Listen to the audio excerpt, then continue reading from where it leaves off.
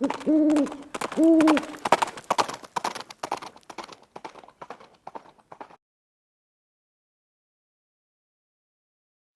hey guys, it's Viejo here, and this is the end of the first week of October in 2025. Beautiful fall day here on the central coast of California. It's pushing 70 degrees right now, and it's midday, no wind, clear skies, really nice. Hey, this is part 2 of episode 80 of Moldy Monday, where I'm working with the RCBS 357-180 silhouette bullet. If you're watching this on YouTube, this is the only piece of this short little 3-part series that you'll get to see. Part 1 we did last week, and that was the casting, and you know I can't show you that on YouTube. And then next week will be the loading and shooting. You'll have to watch those 2 pieces, part 1 and part 3, over on the Rumble channel. You go to rumble.com, type in my channel name. You guys know that drill, right? And you'll find me over there. But what is going on here is that a few episodes ago, I brought out the RCBS Lube-a-Matic 2, just because it had been kind of sitting still for a while and I hadn't used it, and I thought, well, let's do something a little different. Well, there was enough interest that it struck me that there are probably a significant number of folks that got into casting after the advent of powder coating, and thus may not have had any experience with what we normally refer to as traditional lubing.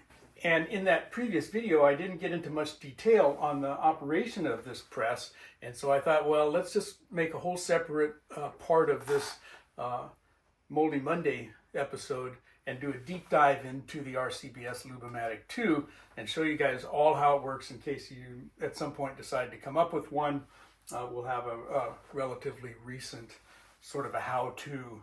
Okay, we'll show you all of the parts and stuff, so if you're looking at one used, you'll know whether the parts are there or not.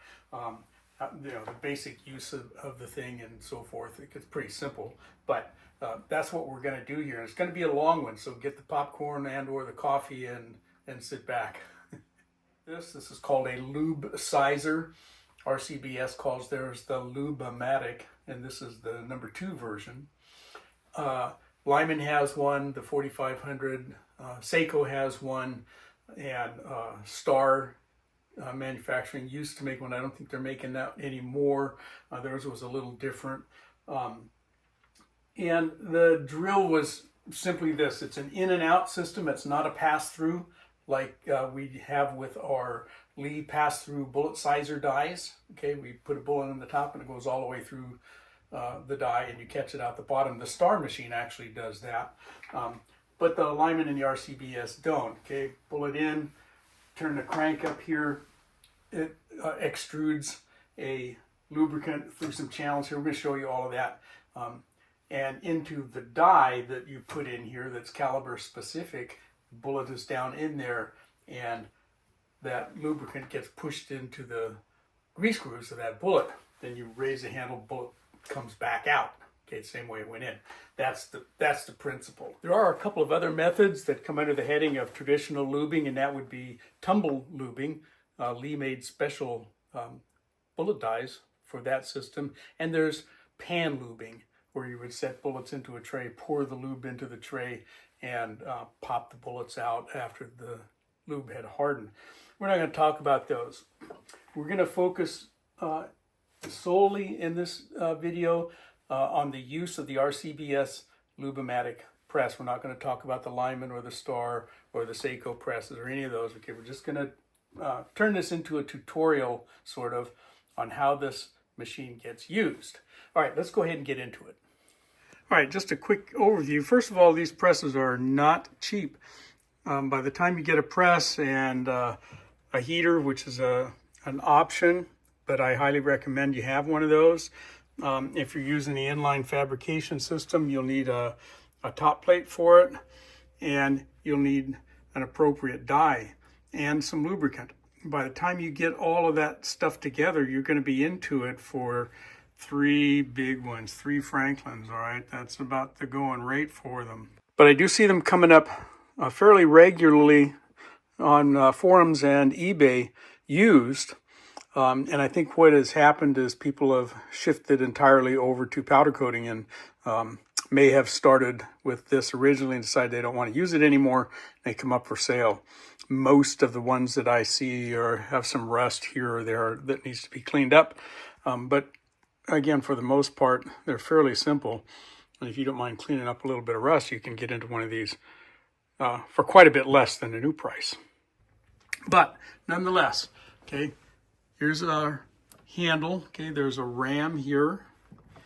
Okay, a top punch that fits your bullet nose is going to go up in here. We'll show you that. This area here is where our die goes. This nut comes off, a die goes down in there, and we use the ram with its attached top punch to push the bullet down in there. Back here is the lube reservoir. Okay, and that's pretty much it. There's a piston that moves down through there and pushes down on that lubricant, extrudes it out through a hole kind of back there. I'll show you that also. And that lubricant will kind of come out and sort of spread around inside this chamber and get squeezed into these holes in this die that's going to fit down inside there. That nut comes off there. This guy goes down in. Then what we do is our bullet's going to fit in there, okay? And we will have a top punch that goes up in here, going to push down on that bullet nose and push that bullet down into the die. Okay, and you can see there's another little piston in there. They're really hard to move around in there when the die itself is full of lubricant. It's kind of stuck there right now. It'll move under, the pressure from our lever up there. But what we do is we make an adjustment on this apparatus down here that forms a stop for that piston that's in the die, and that's what lets us push that bullet down a certain distance. It's not down in there far enough now, you can see. Okay, we'd have to get it way down in there, much farther than that, to get any lubricant in there.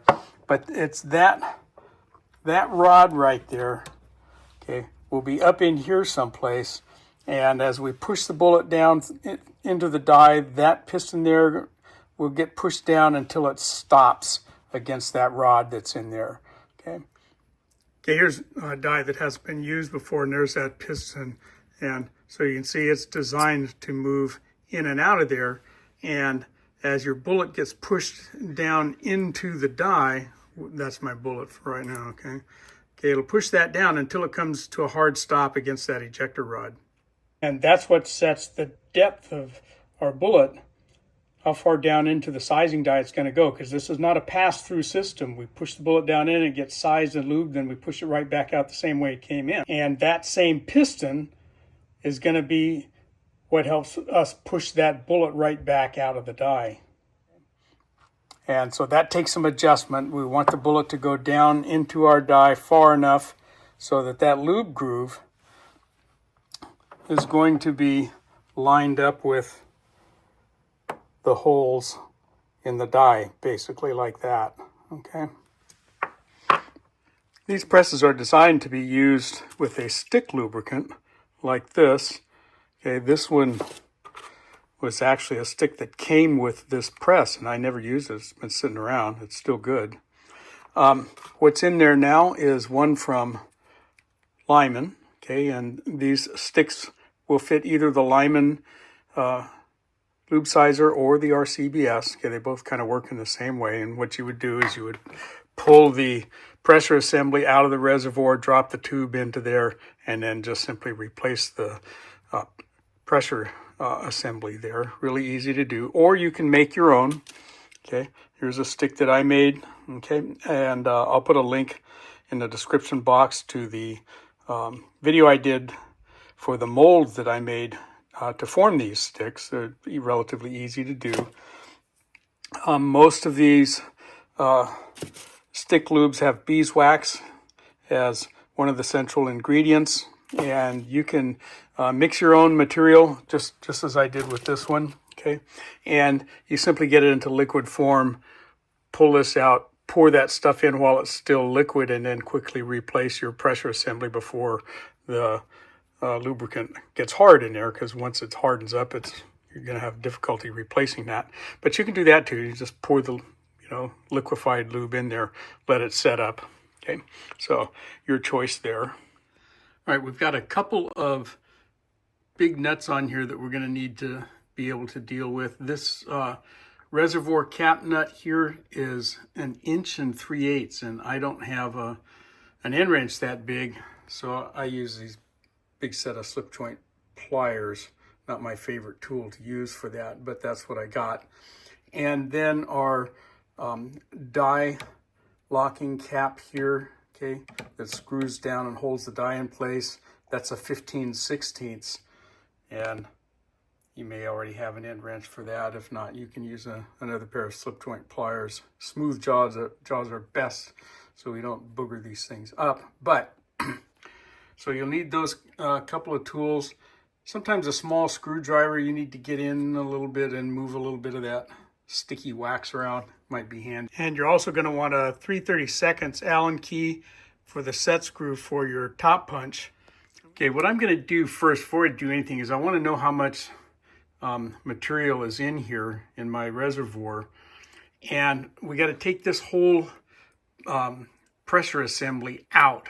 Okay, there's a long threaded stem that goes all the way down here, and like a big kind of a pressure washer with an O-ring on it that moves up and down those threads, and that whole stem has to come out. Now, if there's a considerable amount of lubricant in here and that lubricant is cold and stiff, this will be hard to bring out if that plunger is all the way down at the bottom, because it's got to drag against all of that material that's on the sides. It'll be hard to just lift straight out. You can do it if you're a gorilla, okay? But what I have found is that it is easiest to bring that plunger all the way up to the top, okay? And we're going to do that by turning our screw here, okay,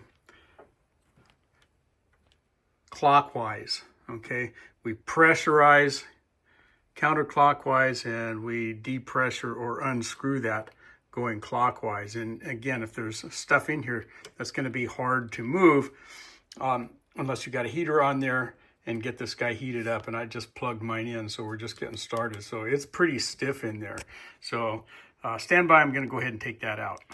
If you don't have the heater, which is an optional piece for the system, and this stuff is really stiff and sticky for you, you can just take your heat gun or a hair dryer or something and heat the cylinder up, and that will soften the lubricant inside. It'll take you a while. Even this heater takes a while to heat this whole rig up, like 20-30 minutes or so for it to warm up enough to where you notice a difference. And so you unwind this thing until it gets pretty easy to turn, and that's telling us that our plunger is getting up here close to the top and away from whatever lubricant is still down in here. So now we'll go ahead and take this reservoir cap nut off. And this nut should not have been, torqued down there gorilla tight, okay? Once you have this guy kind of pulled up, it should be fairly free. Okay, we got to make sure that we're just free of the threads there. And then this is going to come up, okay, and throw lubricant all over the place. But we had quite a bit adhered there. Okay, let's take a closer look. Yeah, okay, so you can see we still got a substantial amount down in there. And when you're at this stage, if you got a little bit that comes out, save a little bit of that, okay? You're gonna need a piece of this stuff here to kind of get things started. At least I do. Okay, and I can use a chunk of that stuff. Look at that. I'm going to put that back in there, most of it. This is what's called the lube pressure assembly. Okay, and we've got the reservoir cap up here. There's let's see if I can focus in on that a little better. There's a washer in here. Okay, and we've got an O-ring here on, this is the plunger itself. And then of course we got a handle. Okay, a lot of times on the used ones I see these handles get lost. Okay. These knobs are notoriously kind of loose to Loctite them on. you should never have to take that off of there. All right, so there's that. Now we'll kind of come over here and turn our attention to the kind of the bottom half of this setup. Let's look at that. Okay, so we're fixing to get our die installed here. Okay, this chamber here is where the die goes, and we've got a retaining nut here. Okay, we'll take that out. That's that 15/16. Okay, not a whole lot of threads on there. Okay, and I want to show you something. Okay, I kind of got to do this handheld, but we've got this ejector screw assembly. Okay, and there's a lock nut. Once we get it adjusted to get it to hold in place, if I move my handle down, but see this part right here, this guy moves, and we bring it up to the top of this chamber here where the die goes. Okay, there it is. Okay. That rod there that's moving up, it's got kind of a top on it there. Okay, that's this piece right here. That's the bullet ejector rod.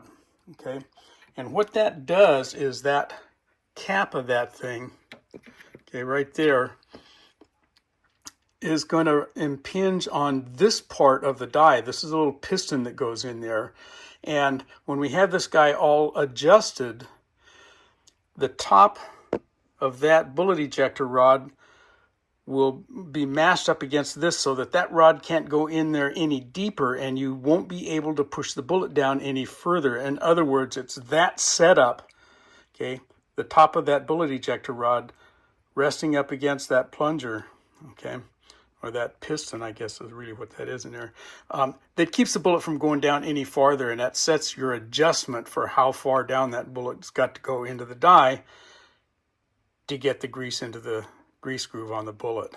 Okay, and the very mouth of that die is our correct diameter, so that bullet starts getting sized as soon as you stick it in there. Okay, it's the sizing is going to start right away.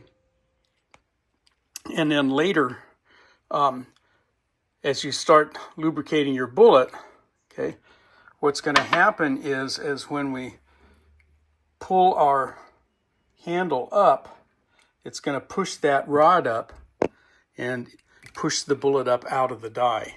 Okay. Later, we can use that to help eject the die itself. And what I want to do with there being no contact down here is I want to turn my adjustment knob here until the head of that bullet ejector screw, well, that's actually the rod itself right there. See if I can move it for you. Okay. Until that's about a 1/2 inch from the bottom of our reservoir. Okay. And my lock nut here is kind of holding things up, but okay, something like that. Okay, that's our starting position. That should give us enough travel of that bullet down into the die so that we can get lubricant into the grooves. And then you can come in and just kind of adjust your lock nut here, just enough to hold it in place so that this doesn't unscrew on you. You may need to adjust it again later anyway, but it's not going to go anywhere. You don't need to take a wrench or pliers or anything to that ever.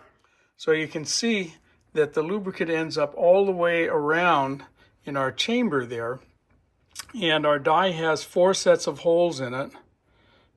Okay, and you kind of need to hesitate just a part of a second or so and give that lubricant a chance to move through those holes in the die and get into the grease groove and completely fill the grease groove. While I had that die out, I thought I'd kind of clean that chamber out a little bit and get rid of all the excess lubricant that's in there and show you what goes on in here.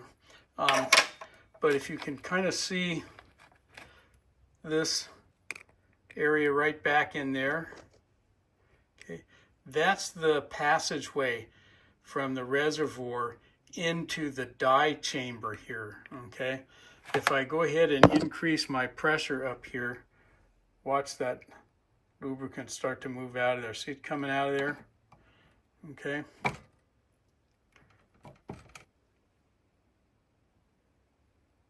All right, and so if there's no grease groove behind this top hole, then it can't go anywhere and it won't put any lubricant in there. Okay, so like the bullet we're using today has a grease groove down here, and that's the only place where the dye will go, or the lube will go. It'll go through that hole because there's space behind it, okay, down in there, okay, where the lube groove is in the bullet. Okay, this top one will be plugged by the sides of the bullet, theoretically. If you get the bullet shoved down in there so far that the crimp groove is behind that hole right there, then you're going to get lubricant in your crimp groove too, and that means you need to adjust your setup so that the bullet is higher in the dye, putting that crimp groove up here someplace where it's not going to get any lubricant shoved into it. Okay, I'm going to go ahead and set this guy back down in there. Incidentally, we're using this Lyman Orange Magic lubricant that I'd got a hold of a long time ago. We talked about that in the last video. That's this Orange Magic. Looks like Range Magic, but there's an O in front of it. Okay. Lyman's favorite color, huh? All right, so there's the overview of it. Let's go ahead and get a dye stuck in here, and we'll get our lube reservoir back in here heated up and get to running this thing. All right, so what we're going to do here is I'm going to press my dye kind of up into that cap. Okay, and with the handle all the way up, we're going to push that guy down in here. Another thing is that if you've got lubricant in the chamber here, make sure that the threads up here for our dye cap nut are clear, otherwise you won't get that thing started. Trying as we can to keep that going down in there straight, and if there's lube and stuff in there, okay, that may be hard to get down into the case. There we go. Okay, once you get that started in there like that, you can use your ram, okay, to push down. Okay, take your top punch out of there first. Okay, you can push that down in there like that. If it won't quite go down far enough, you can put something like a big nut, okay, a Lee lock ring, something like that in there, okay, and just, you know, keep pushing on it and get it down in there that way. Most of the time, if your lube is hot, you can get that pushed down in there just with thumb pressure. Okay. Next thing is we'll start these threads, making sure that everything is straight and squared away. It's easy to cross thread this nut, so be careful with it to make sure that you've got it started in there straight. Okay, don't take a wrench to this until you've been able to turn a few threads down in there and you're certain that it's not cross threaded. Okay, so we're doing good there. Okay, and then my 15/16, okay, we'll just turn this guy until it's down in there all the way. Again, not gorilla tight. Okay, just until everything seats in there. Okay, that's good. Okay, now I'm going to go ahead and replace my pressure assembly. Okay, I'm going to get that started down in there, and I don't want to lose that lubricant. That's good stuff. I'm just going to kind of shove that down in there for now. And there was still kind of a channel down in there for that rod, and I'm going to push that down in there and get my handle out of the way. Okay, and get that guy seated down in there, and it goes down pretty easily at this point because I've got my heater going here, and this guy's starting to get warm. So this nut, you should be able to do most of this by hand, and this is another one that we're just going to go hand tight until it seats. It's not going to back out of there on you. Okay, it's stiff because there's that wax lubricant in the threads, which is fine. Okay, okay, I'm seated there, and that's all I'm going to do. I don't need to take a wrench to that. And what I will do now is I'm going to turn my handle down and move that plunger down until we're down there close to where that lubricant was. That's one of the reasons I checked it. So we've got to get it clear down to about to there. Okay, now I'm going to get my top punch or nose punch installed. Okay, and that's going to go up in there, and we want to make sure it goes all the way up as far up in there as it'll go. And then we'll use our set screw to hold it in place. And that's just a friction fit up in there, guys. So there's no groove or anything on the shank of that nose punch, okay, for the set screw. Okay, now we're going to stick a bullet in here, and for the first bullet, we're going to take some of the lube that we had that was excess, and I'm going to hand lube this one. Okay, I'm just going to press some of that lubricant into that groove, and I'll wipe the excess off, but you'll see why we're going to do that. And you only do this on the first one, and that's going to be to help set our starting pressure. But I want that lube groove on this guy full before I put this bullet down in there. So okay, that lube groove is pretty full, so I'm going to wipe off the excess here. Okay, get rid of all this extra junk. I don't need that on there. Stand by. Okay, so I've got this guy hand lubed. I've got my lube groove filled. And since this is a gas check bullet, we're going to go ahead and put a gas check on here now too. You can do this in one of two ways. I prefer to put the gas check on the bullet first and then put it into the die, but you can also set the gas check into the die and then set the bullet on top of it. Okay, then we're going to run this guy down in there. Okay, and we're just going to leave it there. And what we're going to do is turn our handle now, okay, counterclockwise until we feel resistance. And what that's going to tell us is that pressure plunger is coming into hard contact with our lubricant, and it's going to start to extrude it through the channels. And it's the pressure we should feel. It's turning really easily in there right now. It'll be noticeable, and that's the lubricant that's in the reservoir here trying to push its way into that lube groove, which is already full.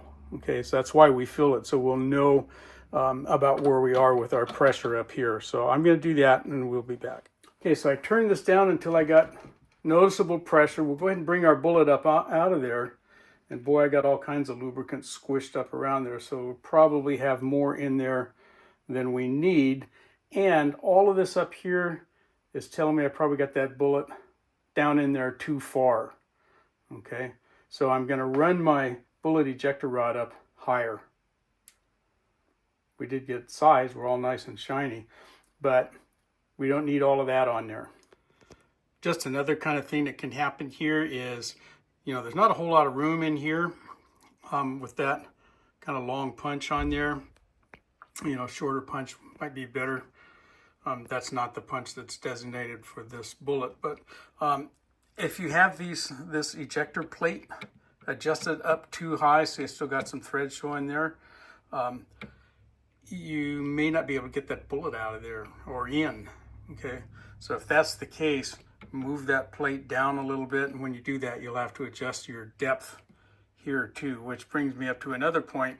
If you feel like you've run out of room adjusting this guy up and you're still getting lubricant maybe into your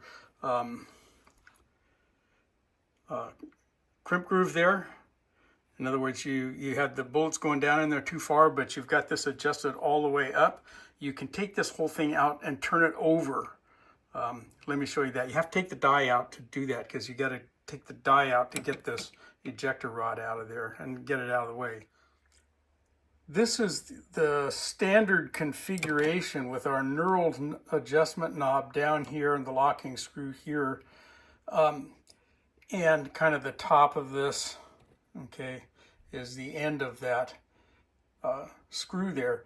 But that configuration does not always work well for me, particularly with shorter bullets. I don't get enough travel, and my bullet wants to come too far down into the die. I can't get my stop up far enough. I start running out of room down here.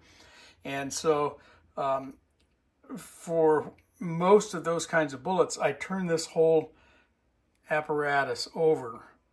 You have to have the die out of the housing up here to do that, but I'll show you how to do it here in a bit.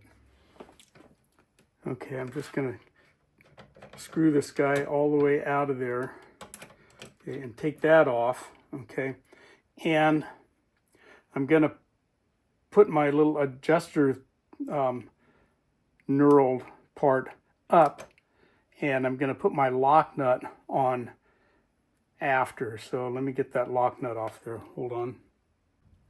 Okay, so I took the die out, and the head of this is small enough to fit down through the bottom in the hole down there. Okay, it won't go in this way. Okay, and remember, it was too short maybe to come up from the bottom, so we're going to come in through the top. Okay, and just run that down in there and start threading it back into the hole like this. Okay,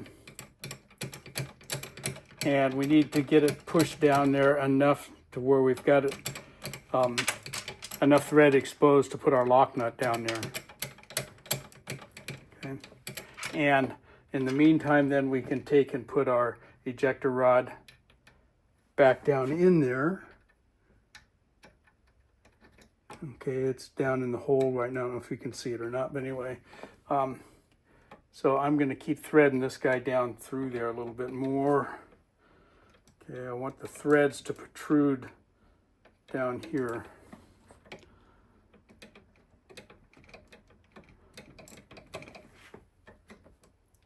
Okay, so I've got some thread down there. Now I can go put my lock nut back on.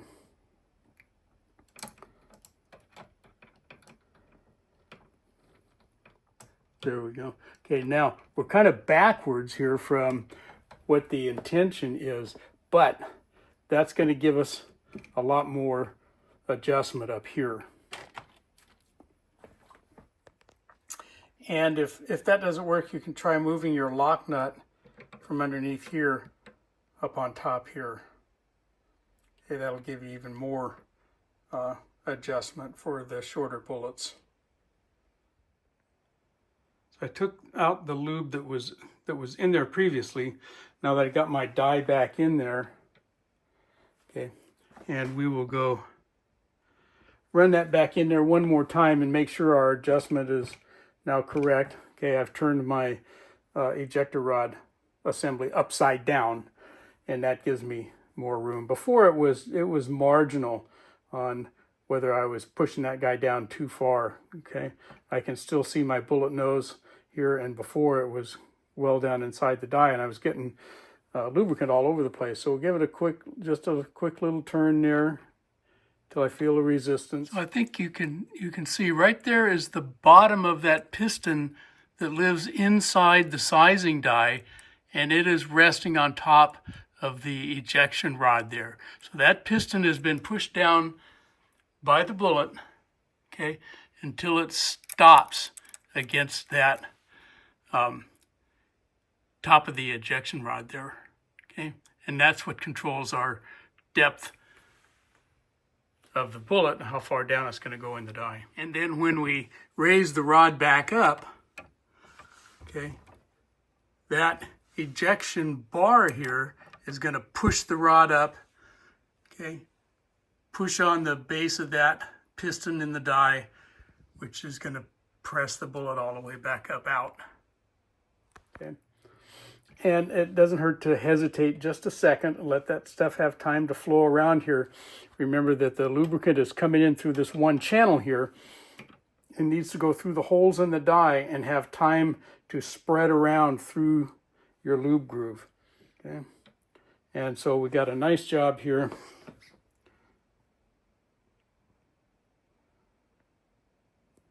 We're in focus, I guess. Okay. No lubricant in our crimp groove. Okay, the gas check is nice and firmly seated. It's not coming off of there. Now with these gas checks, the gas check is shallower than the gas check groove, so there's a little space there. And you can see we've gotten some lubricant into that little space, but that's okay. It just sort of behaves like a second lube groove. Not going to hurt a thing. Probably helpful. Okay, I'll just go ahead and run a couple more for you there. Okay, again, start our gas check on there just with my fingers. Okay, push it up there as squarely as I can. It's going to get squared up in the die anyway. Okay, let's see if I still got enough lube pressure in there. I think I do, yeah.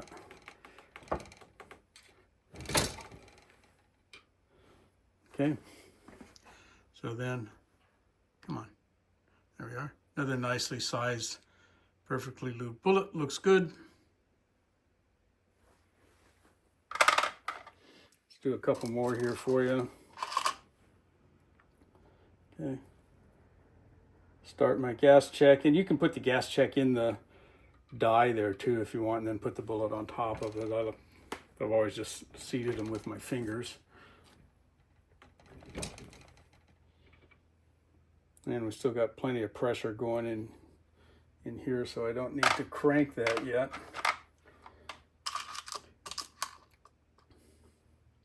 You'll know soon enough, you know, if your residual pressure runs out. For one thing, you'll pull a bullet up and there won't be enough lube on it. Okay, and another thing is you can feel it here. Okay, if it doesn't seem to want to move, then don't move it. Okay, looking good there. Sometimes you get a little bit of the lubricant on the base of your bullet there. It'll just wipe right off. Do it while it's hot though, okay? Yeah, don't wait till later. Doesn't really hurt anything, but that's usually a result of having a little too much pressure in there. Okay. Okay. Start my gas check. Get us in there. Just a turn until I feel it get tight.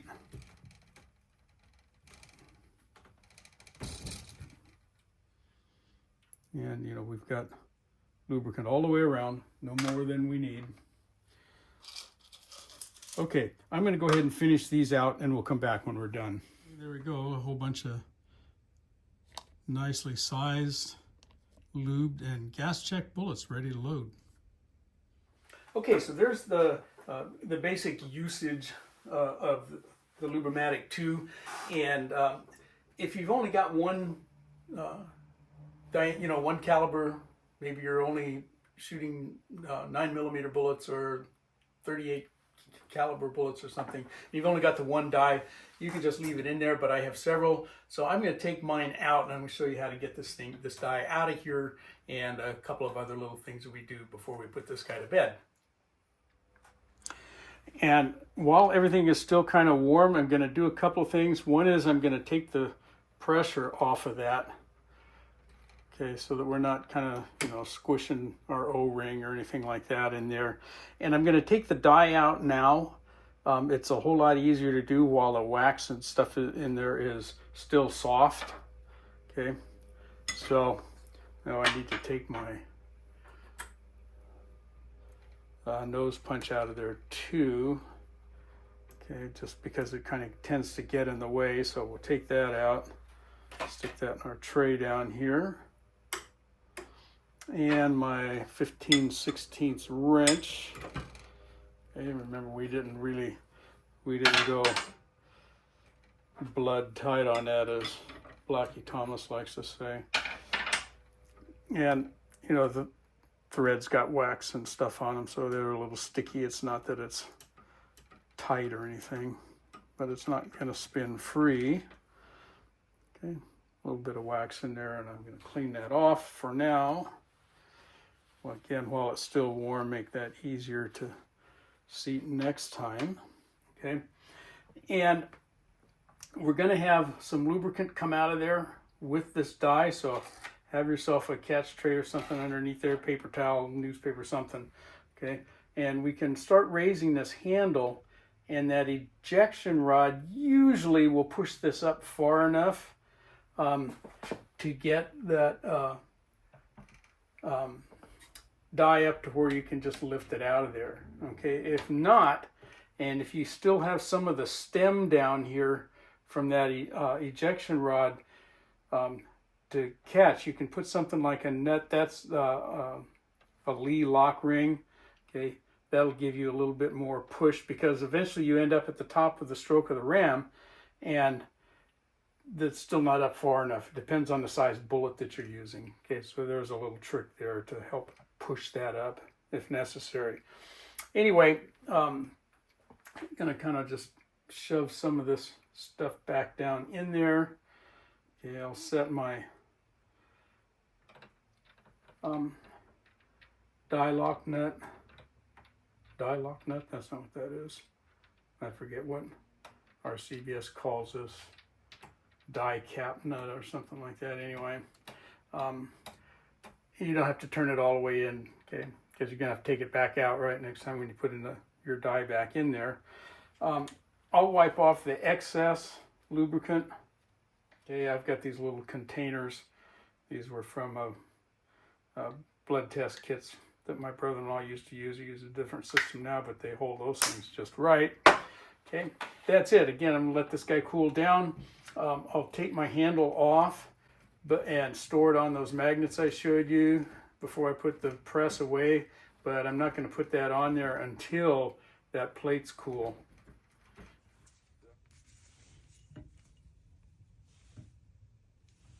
All right, there it is, all in and all done. The intent here was to leave you with a reference on how to use the RCBS Lube-a-Matic 2. Of course, if you end up with one of your own, you're going to have this issue, that issue. You're going to find different ways of operating it than what I showed you. But what we did here is the way I do it, and it has worked for me. What we'll do next time then is get these bullets loaded, get them out to the range and shoot them. Of course, we'll do some video there. The loading portion will only be on the Rumble channel, however. I can't do that on YouTube. In the meantime, I hope you enjoyed that and got something out of it. But from the Viejo bench for now, that's all she wrote.